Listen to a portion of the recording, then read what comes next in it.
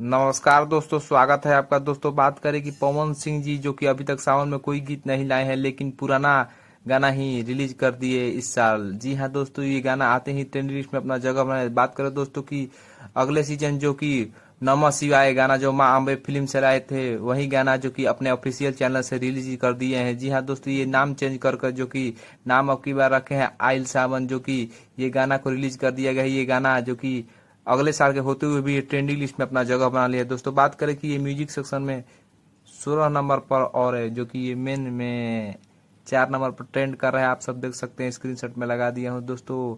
ये गाना जो कि बहुत ही तहलका मचा दे रहा है और बहुत ज़्यादा व्यू भी ला रहा है। बात करें दोस्तों वहीं पर खेसारी लाल यादव जी के, तो खेसारी लाल यादव जी भी कल एक गाना लाए हैं जो कि उनका गाना फ्लॉप हो गया। दोस्तों बात करिए ये गाना जो कि खेसारी लाल अपने जो कि ऑफिशियल चैनल से लाए हैं, जो कि ये भोला जी है, वे गाना मात्र अभी तक 2 लाख ही व्यू लाया है।